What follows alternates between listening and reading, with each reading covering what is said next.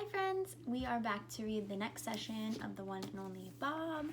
I'm very excited because we just left off on Bob meeting his long lost sister Boss, and it just made me so emotional and so happy because I knew that it was something that was really bothering him and something that really made him feel a lot of guilt because he didn't really keep looking for her when they got thrown out of the car.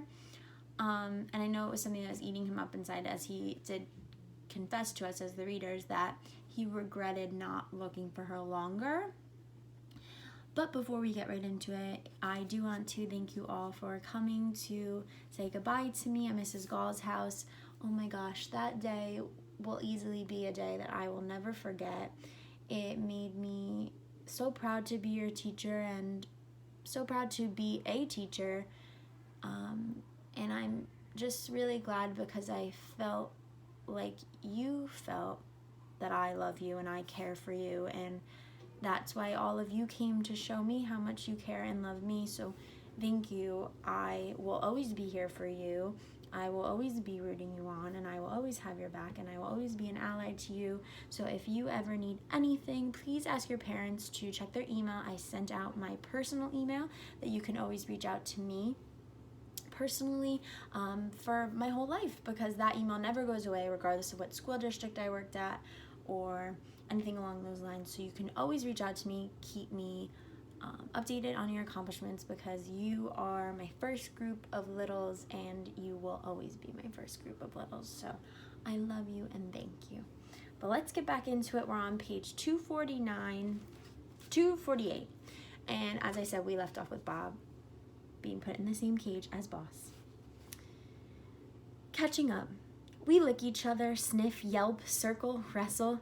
Neither of us was ever the touchy-feely sort. But sometimes you just gotta let it all out. Wow, says Cowboy, watching us. You'd think they knew each other. Boss isn't anything like I remember. She's scrawny and flea-covered. Her left ear has a big notch in it. Her fur is dull, her body scarred, her tail cut short. I'm afraid to ask how that happened. She's clearly had it tough, really tough. I thought I heard your bark, I say, but then it stopped, figured I was crazy. I was napping. In this chaos, I ask? I can sleep anywhere, it's a gift. Boss nibbles on a toenail. Funny thing is, I was having a dream about you. Must have caught a whiff of you in my sleep. I can't stop staring. Boss, here, with me. What? She asks when she catches me looking at her. I was just wondering, I say, about your life. Do you have, anybody? You mean like humans? Nope. She gives a little flick of her stubby tail. Never have, never will. You've been on your own this whole time? I flash on my cushy bed, my lovely food bowl, the way everyone knows just how I like my ear scratches. Yep. How'd you end up here? I was out scrounging for food, just had another litter. So she's a mama. She must have multiple litters in her life. And I was tired of my game. Animal control got me. She licks a little nasty cut on her front paw. Wait, my ears perk up. So, you have puppies? That would make me an uncle, a dog uncle, on top of being an honorary elephant uncle. Had the last batch 7, maybe 8 weeks ago. She scratches at a flea. Last batch? I repeat. You mean you've had others? Yep. What happened to them? Don't know. It's not like they come home for the holidays, Bob. Boss lies down on the old towel lining our cage. Or should I call you Rowdy? She considers. Nope. No, I like the sound of Bob. Me too. Anyway, Boss says, mostly they're dead, I guess. You never know, though. Maybe a few got rescued. She's so matter-of-fact, so resigned. This last litter, well, I thought I was on to something. Found this little car. You know those ones that look like a big old bug? Abandoned. Right down by the creek near the bridge. Easy access through a hole in the floorboard. Blanket in the back seat, she pauses. All the amenities. How many puppies, I ask? 3. But only one survived, a male. The other 2 were pretty sickly and, well, Something crashes into the front office and sounds like a window's being broken. So before we get into what happens next, I just want to talk about Boss and her life as a stray dog. So Bob's catching up with his sister, and he's realizing that throughout this whole time that they've been separated, she's been completely by herself without a human or an owner to take care of her. And typically what that means is that Boss would be considered a stray. Stray dogs don't have it easy. They have to scrounge for their food just like Bob did. They have to scrounge for shelter. They have to search for places to rest at night and to exist in a safe environment where no one's going to hurt them. So it's very common that stray dogs, due to the fact that they're not neutered or fixed by a human veterinarian, they sometimes have a lot of babies and they have a lot of litters, and it's just something that happens. But when a dog is malnourished, meaning they don't get enough food or they're not having enough vitamins or important things that pregnant dogs need, sometimes they can have a litter of puppies that aren't entirely very healthy, and some of them pass away really early on after being born. So that's basically what happened to most of Boss's puppies, and it really just shows how scarred she kind of is and how used to her life she is, because she's talking very matter of fact, which means just like, yeah, it is what it is. So that's just really showing that she's accepted her life and her struggles. But anyways, something crashes into the front office. Sounds like a window has broken. We gotta get out of here, an orange-striped cat howls. He throws himself against the front of his cage, then pokes out his paw, grabbing for the latch. I'm too young to die. When they caught me, Boss continues, ignoring the cat, I barked for the puppy to sit tight, to wait. Told him I'd be right back. She sighs. Nice. Last thing he'll ever hear was a lie. What was his name, the puppy? Oh, I'm sorry, I didn't know that my pen, that yellow thing there is my pen holding up my phone. So it's not the sun. It's just a pen. I'm sorry, friends. Okay. She looks at me. I ask her if she's ever been to the moon. I don't name them, Bob. Just makes them harder. Below us, the water's slowly rising, filling the empty lower cages. We watch the humans rush back and forth, carrying buckets as if they could stem the tide. There's nothing to do, nothing to say, and nowhere to go. Not right. I stare at my sister and try to imagine all the pain she's endured. And here I thought I'd gotten the raw deal. To lose your pups, to wander alone, to struggle for every drop of water, every crumb of food. I mean, I've experienced a little of that, but Ivan and Stella kept me going, and then Julia and her family. Why me? What's so special about me? Is it really that I'm more resilient, that I've made my own luck? Am I somehow better than Boss, more deserving? It's not right, I blurt. Not right, you should have had it worse than me. Well, if you want to talk about not right, you and I both had it a whole lot better than our siblings, Boss says. Meaning, Boss was the only one that survived, and Bob was the only one that survived from their siblings. So she's basically just saying, like, don't feel bad about it. Like, we could have had it a lot worse. Basically, we could have died. I will never forget those people for what they did to us, I say through clenched jaws. Really? Boss seems surprised. If I held on to that much anger, I'd never get out of bed. Not that I've ever had a real bed. She sniffs at the towel beneath her feet. This towel is kind of nice, actually. I look at her in disbelief. You're one of those? Those dogs must forgive no matter what types?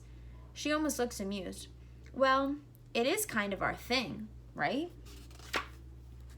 When someone does something hurtful, they have to admit it, I say. Then they have to be punished for it. And maybe then, if they apologize and change, maybe then they get forgiven. All I know is I've done lots of bad stuff in my life, Bob. I've had to forgive myself plenty, just, to get through the day. Boss gazes at me with her eyes, weary eyes. And I figure if I'm going to forgive myself, I'd better be ready to cut everyone else some slack too. So that's really showing the difference between the two of them. I tend to sometimes be a lot like Bob, where I hold resentment, or I just hold my anger, and I have that anger forever, and I never let it go. But then, there's people like Joe who is so forgiving, and he really tries to just forgive and move on. And I've had to, as I've grown up, learn how to forgive and move past things. And that's a skill that if you can have that now, you'll have a much easier life, because she's right. When you're able to let go of anger, you have a more successful and free environment to grow. And when you harp on negativity, it makes it a lot harder to move on. And we've seen that from Bob, the whole story, where he's so hesitant to enjoy his life with Julia because he's just still holding on to that anger from what happened with those people. It's very interesting. Evacuate now. Look, says the officer, you need to evacuate now. It's mandatory. We can't just leave these animals. Cowboy sticks his finger to the orange cat's cage. The cat rubs it against it, purring like his life depends on it, which maybe it kind of does. So there's the orange cat in the crate. Looks like there's a bunny behind it. The officer sighs. You don't have a choice. We can't just leave them, says Boots, and I have to applaud their enthusiasm, even as I wonder why she'd risk her life for us. There's no explaining humans. Just got word the bridge over Big Fork Creek collapsed, officer says. You guys gotta move. Boots snaps her fingers. Wait, you have a cop car, right? Yes, I have a vehicle, ma'am, says the officer, but the way the roads are looking, probably not for long. Okay, says Boots, so we evacuate. We evacuate every last dog and cat and gerbil we get in your car. The officer purses his lips. And take them where exactly? Shelter at the high school. That's where we've been sending people. They're not really set up for it, but once we started flooding and the elementary school stopped taking pets, they agree to do what they can. The officer grumbles, considers, goes for it. The three humans load cats and dogs, parakeets, hamsters, one after another into the police car. Some are in cages, and some, including a couple of unhappy cats, are on tug-of-war strings. Finally, it's our turn. Looks like there are 9 of us left. Cars full and then some, the officer reports, struggling to shut the shelter's front door. Rising water. We're officially out of room. Cowboy looks at us, his eyes teary. Don't worry, fellas. We'll be back, he sniffles. I promise. You think we should leave the cages open, at least give him a fighting chance, asked Boots? In case, Sure, but they couldn't handle this current. I can barely stand up. Cowboy shakes his head. Look, I'll borrow my brother's bass boat. We'll come right back. Hopefully the water won't get much higher than this. Okay, then. Boot gives a grim nod. Stay calm, friends. Like that's an option. Oh my gosh. So they had to leave Boss, Bob, and 9 other animals because they didn't have room, but they're planning on coming back with a boat. Preparing for the worst. The wind slows for a moment and the room goes silent. We stare at the black pool, swallowing the cages below. A chew toy shaped like a pink turtle floats past. It's just us and a whole lot of water. I check out the group. 2 cats, 1 bunny, 6 dogs, including Snickers, Boss, and me. There's nowhere to jump, no tables, no cabinets, no space above the upper cages. And as Cowboy pointed out, the current is probably too strong for us to tackle anyways. Folks, don't give up hope. You heard them, I say. They're coming back for us. No way they are coming back, says a sad-faced beagle mix. Give me a break. You never know, I say. I am such a lousy liar. Oh, yes we do, my sister mutters, just loud enough for me to hear, and we share a look. Look, chances are the water won't get too much higher, I say, but just to be on the safe side, pile up anything you have in your cage. Bowl, toys, towels. Who died and made you pack leader? Asked the big mutt with a graying snout. Well, it beats howling like babies, I say, and instantly I remember landing in Stretch's domain. Howling like a baby is exactly what I did. I had a dog biscuit this morning, bigger than you, says Gray Muzzle. What about me? Someone squeaks. Does the bunny get a vote? Hold on, Thumper, says an orange cat. This clearly is a job for a higher feline intellect. No, a sharp voice raises above the din. Listen to Bob. He's annoying, and his hygiene leaves a lot to be desired, but I've seen him get himself out a lot of scraps. Thanks for the props, Nick, I say, especially the kind words about my odor. The wind groans and something metallic hits the side of the building. We fall silent, again, waiting for more. The windows rattle, the walls shudder. It's like the building is as scared as the rest of us. So, Snicker says, breaking the gloom, you heard Bob. Start stacking. How about my litter box? Asks a small white cat with dark green eyes. Would that work? Sure, I say. Use anything. The goal is to get as high as you can. And then what? Asks the young dachshund. Worst case, we swim for it, I say. That's actually not the worst case, says the bunny. No one asks what it is. We already know. We're going to stop there. That's at page 264. We are going to be on 265, and the story ends at page